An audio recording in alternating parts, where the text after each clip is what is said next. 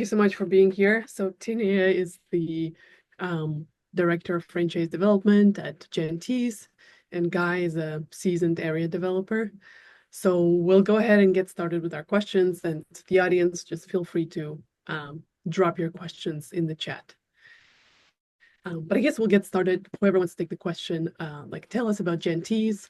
What's the founding story? What's special about Jantize, and what do you guys do? Tina or me? You pick. Hi, Guy. Jantize is a commercial janitorial franchise company. We provide individuals with the business opportunity to own their own business with the support of a national franchise. Area developers basically have two jobs, or really we run two businesses under one name. One is we do what's called unit franchise sales, which means that anybody who wants to own their own janitorial company can come to us, buy a business package. We support them with the sales and marketing side of our business by securing janitorial contracts, commercial janitorial contracts. And once the contracts are secured, then the franchise partners take over doing the cleaning of those contracts.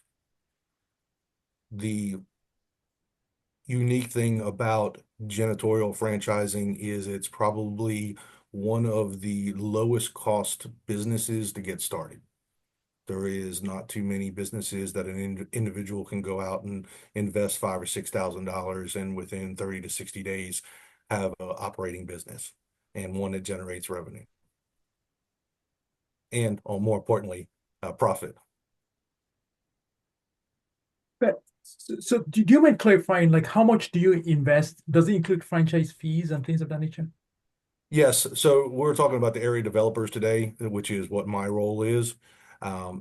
Yes, the investment does not cover franchisees, but the franchisees, the way you make your money as an area developer is by bringing franchisees on. There's a large percentage of that amount of money that they put down that comes to you as the area developer. Okay, so I guess I'm trying to understand, what is the startup cost for a franchisee and what's the startup cost for an area developer, ballpark? Ballpark, it's a lot more than what it was 15 years ago. So that's a very specific question. And I'm not trying to avoid the question for you. But that depends on the area. It depends on in this case, the amount of per capita that is in that area, possibly the number of counties if you're in the United States. If it's the difference would be that I am in a per capita market that is very small. You go to Atlanta, we would have 3 area developers doing the same thing down there because of the size of the area. So the investment for them is going to be more because there's more per capita. But that is something that is between Jantize, the Jantize Support Center and Paul Dorsey and the individual looking for that area developership.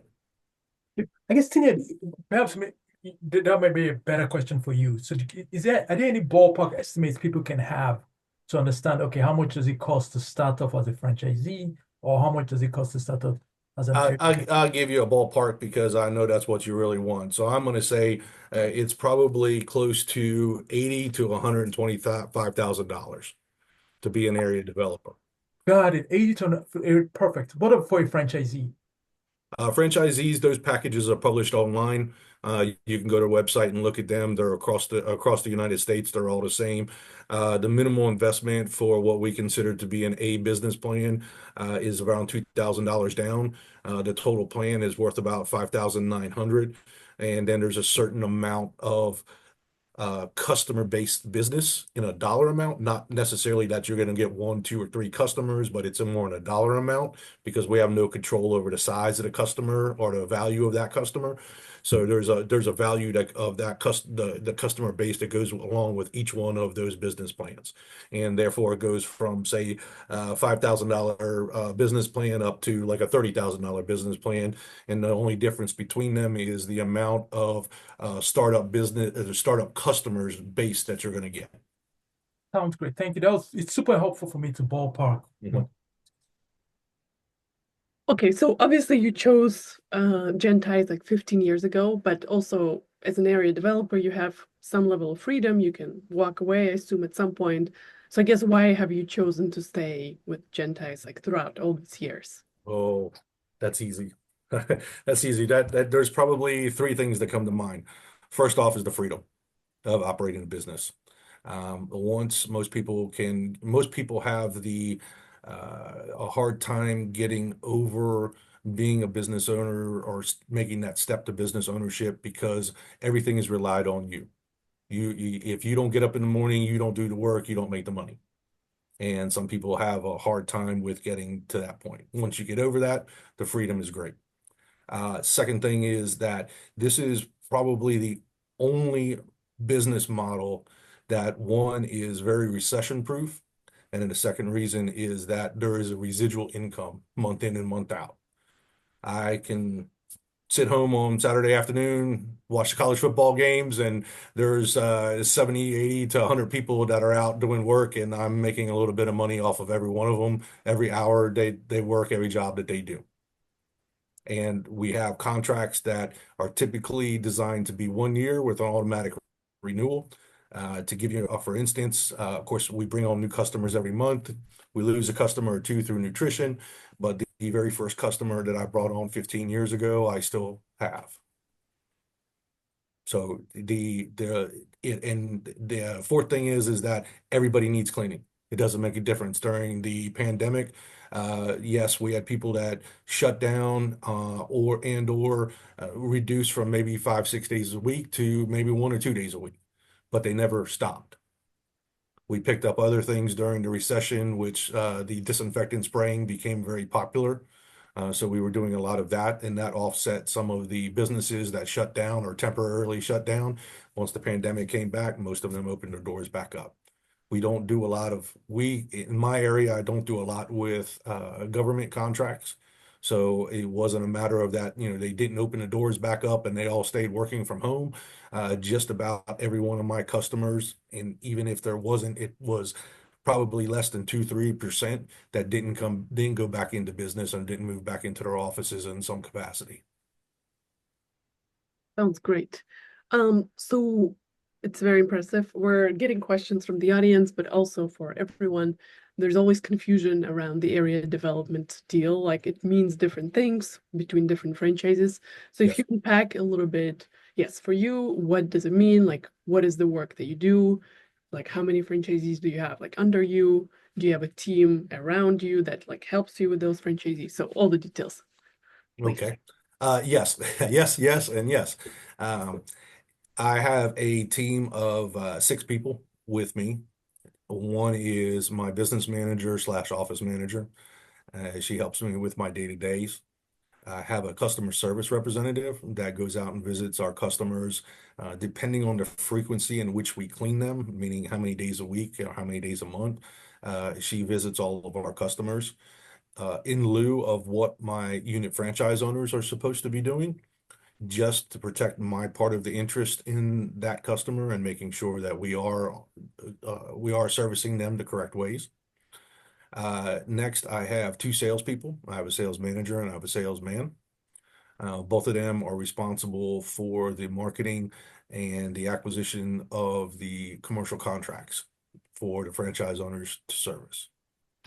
I have a franchise support person who also doubles as kind of an operational person. He goes out and helps the franchise owners when they don't know how to do certain things, or if the customer service comes back and says, hey, we got a problem with this customer, we need to get it fixed. He's out that night with them to make sure those issues are taken care of. Now, this is accumulation over 15 years. I'm also the largest, or third largest in the Jantize organization for income for billables. So it also depends on the amount of billables that you're doing. As you scale up this business, which one of the things that this business is very scalable, you sometimes you start off, I started off with one person that wore multiple hats, and as we grew, we had to put somebody else in one hat, and that person had one less hat to wear, so to speak. Okay, just like I did when I first started. What other questions about the area developer? How many franchise owners? Sorry. Currently, I have 70 franchise owners. We currently do about 320 customers that are on that we currently have contracts with. So with these 70 franchise owners, how did you go about acquiring them? So when you bought the rights to be an area developer, and if you please mention like what is your territory? Like how did you acquire these franchisees? And yeah. Okay, so first off, the easier part is my territory. My territory is what we call the upstate of South Carolina.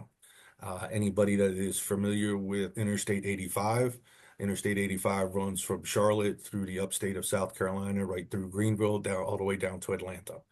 So my territory covers that I-85 corridor, which is from North Carolina to Georgia, down to Columbia, South Carolina, and as far up as Asheville, North Carolina. So I also take care of Western North Carolina. How did I acquire them? When I first started, Craigslist was a big deal, and got a lot of people, a lot of franchise owners. There was places on Craigslist that list for businesses for sale. Since then, uh, Biz Buy Sell, or there's several Franchise Gator, and there's several other ones that are Biz something. They're all linked together in some way, shape, or form. My more experienced in business type of franchise owners typically come from those places. But with 70 franchise owners, I am also now getting a lot of referrals. So somebody that's a franchise owner is out and meets a friend and they, hey, what are you doing? And they refer them to me and they become franchise owners. So my advertising is multiple pronged, but a lot of my current new franchise owners are coming by word of mouth. And specifically, like what is the difference in the job that you do as an area developer versus the franchisee versus your franchisor? Easy. What I tell my franchisees, the unit franchisees, is they are the operational part of this partnership. I will take care of the sales. I take care of the marketing. We do some customer service. That's my responsibility in the partnership.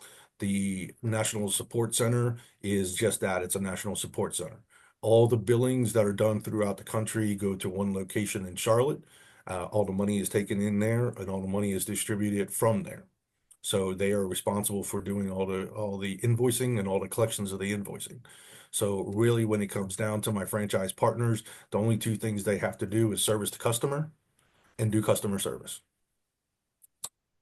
And everything else is really taken care of for them. Even the training, all the training, obviously it's a franchise. We have the systems in place. We have the standard operating procedures, to an extent, and it's all given to them during their training process.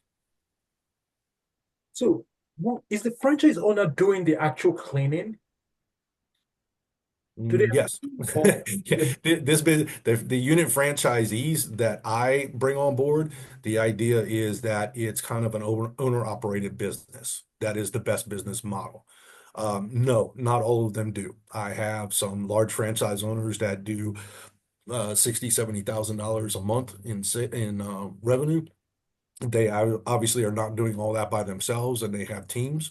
But they are typically those people that already either own other businesses, they're C-suite type people that are looking for something to retire on, something to do next. So no, not everybody has to. For the area developership, yes, you need to be hands-on. Quite literally, depending on your drive and your ambition, this could be a 24/7 a business for you. During the daytimes, trying to find customers and making sure that you have customer base growing, to finding franchise owners in the evenings when people are typically out of work and have time to talk.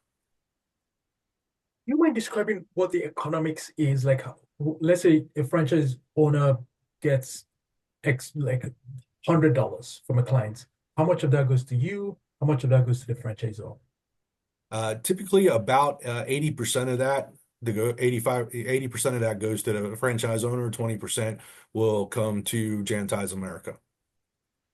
And then you're part Then of. out of mine, it's out of that one revenue stream would be about 16.5%. Got it. But there are the great thing about area developerships is that there's multiple revenue streams between the customers, the sale of franchises, extra services, services for paper towels, toilet paper, that kind of what we call paper supplies, and there's three or four other ones. So there's multiple revenue streams, which is another nice thing about this business. Thank you. Mhm. Okay.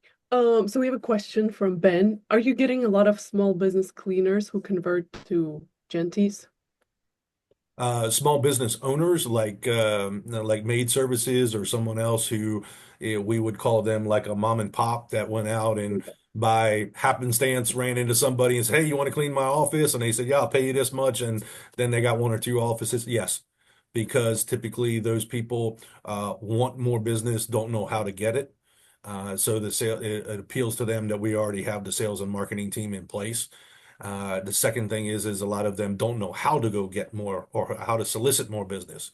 The third thing is that a lot of times they're competing with me, and I can give the prices that are the correct prices versus somebody who said, "Hey, I've got an office. Okay, I'll charge you $400 for it," and the office is only worth $200 to clean. And then they go out one time and get quotes and realize that they've been overpaying somebody for a long period of time. Okay, so on that point of like you mentioned sales and marketing team that you have, so is that something that you do as an area developer? Is it partially on the shoulders of franchisees and like, or are you the only one getting business and passing it on to them? The way that it is designed in the agreement for the unit franchise owners is it's both. They have to help with securing janitorial contracts. Typically, once the business package is fulfilled that they purchased, not so much of help. And normally it's my team that I have in-house that is securing the janitorial contracts. But they can help the unit franchisees can help with securing janitorial contracts, even if it's just, hey, this person I ran into in the grocery store, they saw my shirt, wanted to know what I did. I gave them my business card. Can you call them? You know, all the way up to some of my longer standing unit franchise owners have actually gone out, solicited some companies, come back to me, said, "I need a contract for this amount of money. I want to clean this place." We went through the numbers, made sure they're correct, gave them a contract. They got it signed, brought it back. Great. Okay, so as an area developer, do you get like your royalty on all revenue? Like whether you brought the unit franchisee that account or whether they conquered it themselves? Yes, I get it on all. Got it. Um, okay. And I think overall, there have been questions about like how much do you make overall as an area developer? Like what's the math? You touched upon it a little bit. But like, yeah, should people aim for? Um, that is another question. So the way I'm going to answer that is to say that if it wasn't profitable and I wasn't making good money, I wouldn't still be doing it after 15 years. Okay. What you want to make and how much you want to make is 100% up to you. And again, your drive and ambition. If you don't get out of bed, it's not going to happen. If after 15 years, yes, there are some mornings when I don't have to get out of bed because I have a staff of people that are working and I know it's going, but you still have to get up and steer the ship every once in a while. So, uh, to answer your question, if anybody who is watching the seminar is interested, you're always welcome to call me or call Paul. We are happy to walk you through a business model that we have that can show you, hey, if you want to replace a $200,000 a year salary, this is what it's going to take, and this is approximately how long it's going to take. But these are the things that we think that you need to have in place starting with day one when you say, "I'm opening my doors." Got it. So when you mentioned ambition a few times, so kind of practically speaking, what are those actions that are driving, the ship forward? So I guess like sales and marketing, so getting your word out there like locally across your area. So what are these kind of like specific skills, actions that the area developer should be doing to, make more? Oh, geez, we have a whole daily plan that we can go through from 8 o'clock in the morning till 10 o'clock at night. Uh, Most days it is, if you're going to start off and you're going to have one person with you as a salesperson, you're on the phone first thing in the morning making phone calls.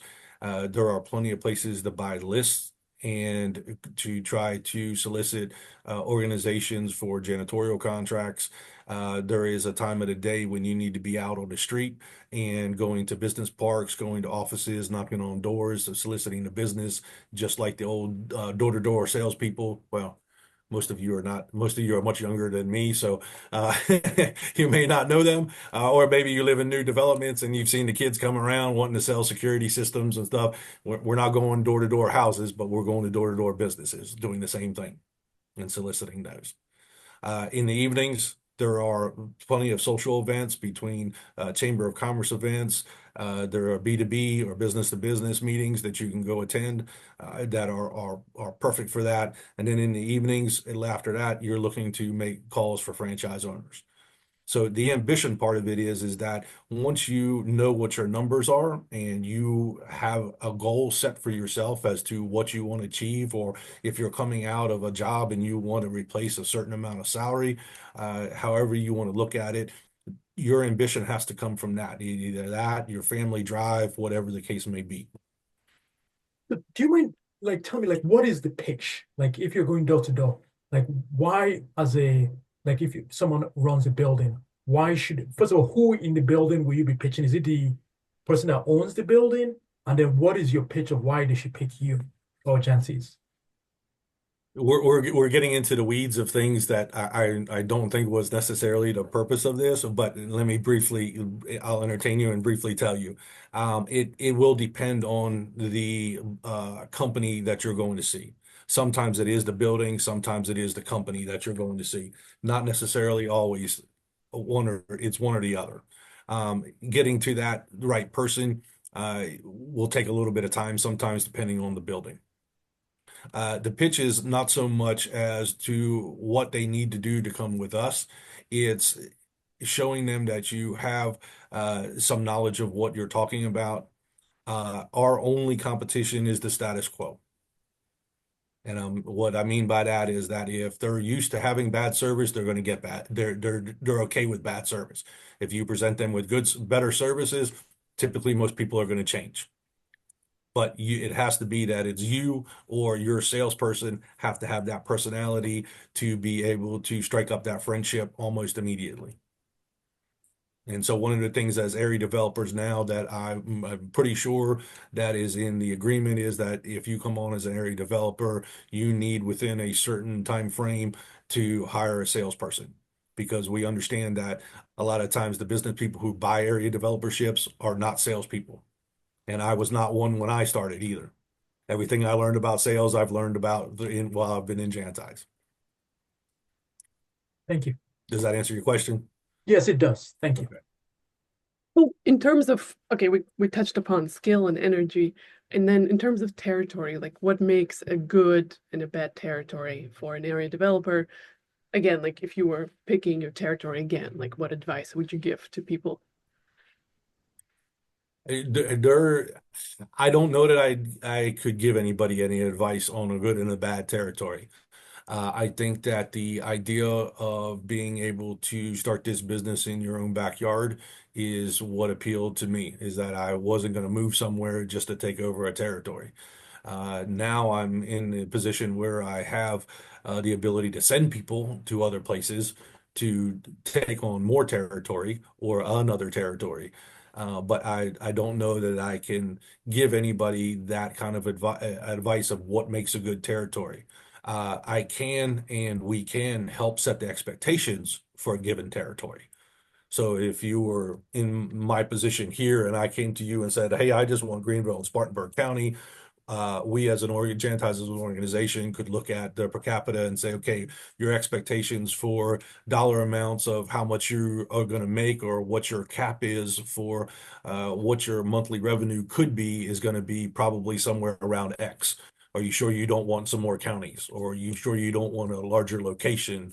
But if somebody comes to us and says, hey, I want to make this much in revenue in the next 6 years, then we're going to look at the territory where they're in and see if that's something that's feasible for them to do. Got it. So now in terms of like the French, so we talked about you like, but in terms of franchisor support, so how does the franchisor support you as an area developer or the franchisees? Or does all the support kind of like go to you and from you it goes to franchisees? Well, that kind of just goes back to another question you had asked earlier. The support that the unit franchise owners get from us is the sales and marketing. It's the help with the operational part of it. The support they get from the National Support Center is the billing and the collections of the money. And again, goes back to the unit franchise owners being responsible for the operational part or the cleaning or the servicing of the customers and then doing the customer service to them. All of our unit franchise owners are required at least on a monthly basis to go do an inspection in each one of the locations that they service, and this is to make sure that they're able to that we're always able to keep up with the customers, make sure that there's any problems, any issues that we cut them off quickly and get them remedied fast.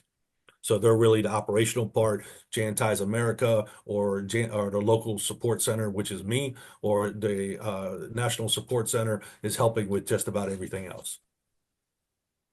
Well, I think maybe this one can be for like Tinia. So Tinia, you've seen many area developers, and obviously Guy is one of the top performers.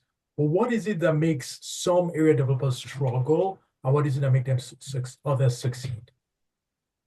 Yes, that's a great question. Can I answer? Just be like Guy. Yeah. You're welcome. Let me give you my answer first, okay? It's the drive. What is your ambition? Again, are you going to get out of bed in the morning? And don't think that Jantize America is any different than any other franchise organization. We've had plenty of people who have bought into the franchise and done nothing or done next to nothing. And we've had to let them go. But it's because they didn't want to follow the system. The number one thing is if you don't follow the system, you're not going to be successful. Number two is you have to have the drive and ambition. If all you're doing is buying a business because you want to tell people that you're a business owner, don't buy a business. Tina, I'll let you give your answer. No, I think you definitely hit the nail on the head, Guy, there. I would only add that, sometimes they don't have the capital to be able to build out the business the way that they planned. So we've seen that some of the area developers struggle with running out of money, to be quite honest. Got it. I guess one other question, Tinia. So are there specific regions that you guys are looking to expand in now? Yes, right now, very specifically, we would like to focus on the entire state of Florida. So we have about 10 metros that are heavy emphasis that we'd like to get into this year. So that would be our primary focus right there with building out those 10 markets in the state of Florida.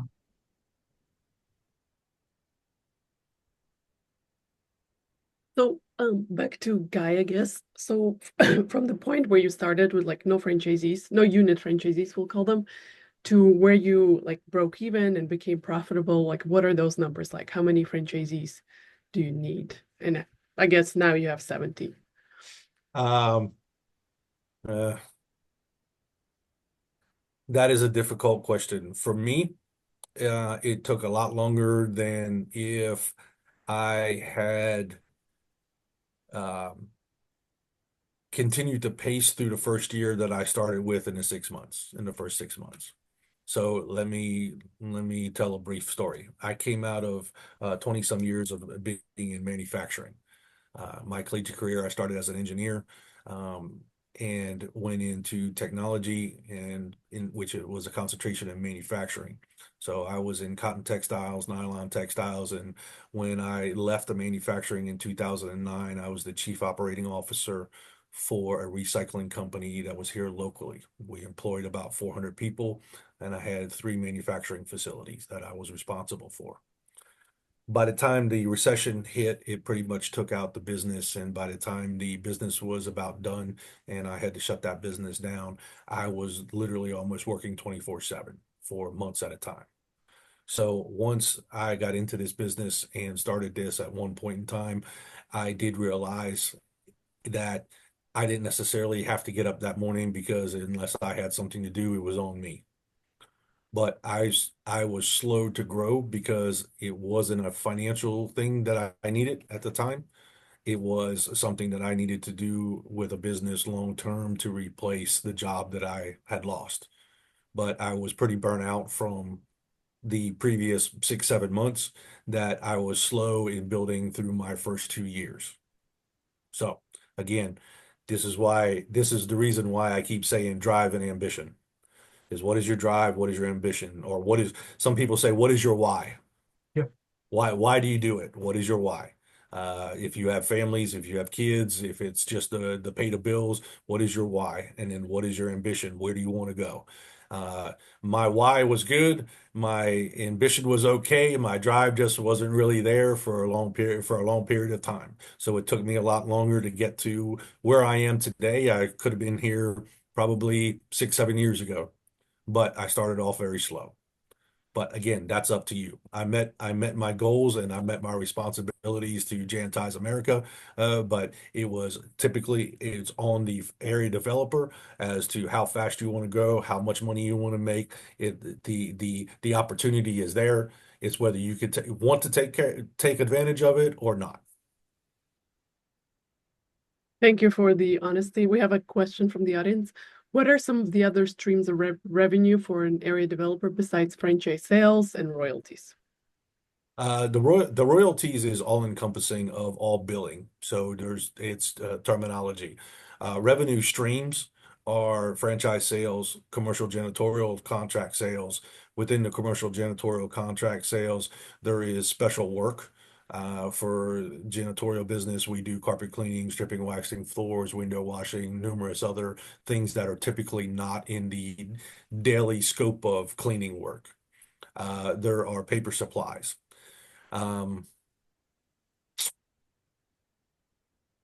What's the other one? I'm missing two.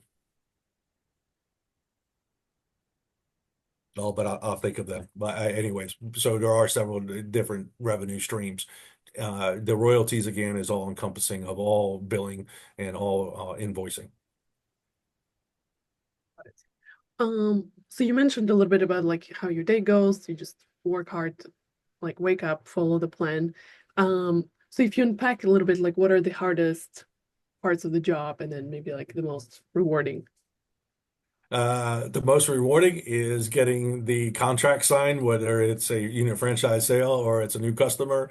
The least rewarding is not getting the contract signed by the new customer or the new franchise owner.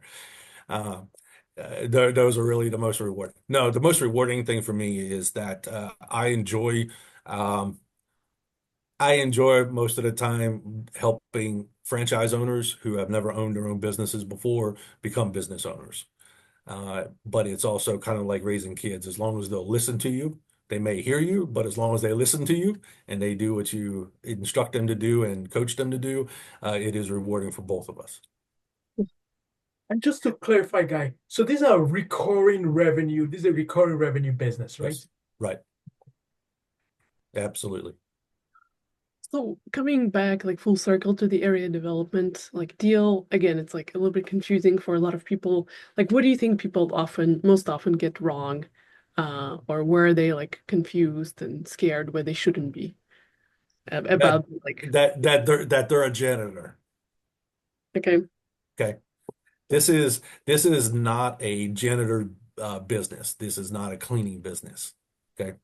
This is a relationship business. The only way that these types of businesses are successful is through the relationships that you build with both your customers and your franchise owners. If you look at this as being a cleaning business, it'll be a cleaning business and you're not going to be successful at it. Because that's the mentality of someone who is a cleaner or an hourly person. This is my job. I'm doing cleaning. No, this is not your job as an area developer. Your job as an area developer is to build relationships. The relationship between your customer, the relationship between your franchise owners, the relationship at the B2B groups, the relationship at the anywhere. So that's the best thing that I can tell you about that. Sorry. Okay, and with the Jantize, so there are thousands of franchises out there, right? And within the commercial cleaning space, I'm sure there are other options. So kind of like, where does Jantize stand out? Like, why is it the best? Well, to the franchise owners that have done to the unit franchise owners who have done their background checks, they're looking into the other companies, and even from the area developers, we probably still have the lowest cost to get into this type of business. As far as the royalties, management fees, and so forth, it is also probably the lowest that ours is. It's a benefit to them to make sure that the unit franchise owners have more money in their pocket. But for us, it is a benefit that we're able to grow where other companies are not, because they get to the point where it costs so much to get into them that you are really weeding out a lot of potential good area developers that cannot afford to do the investment to get into the other companies that are in the same space as us. Cool. So one more question from the audience. Can you give us an idea of your operating percentage to area development revenue with your current org structure? No, I would prefer to cover those in Pacific with anybody who would like to talk to Paul or I.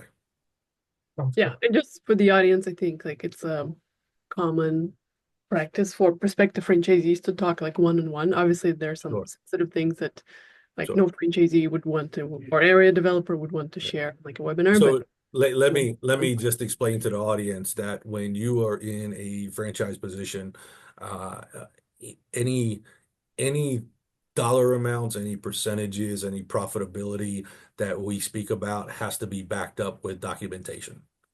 So that is why we do not typically talk about those types of dollar amounts or percentage of profitability on calls like this or doing seminars.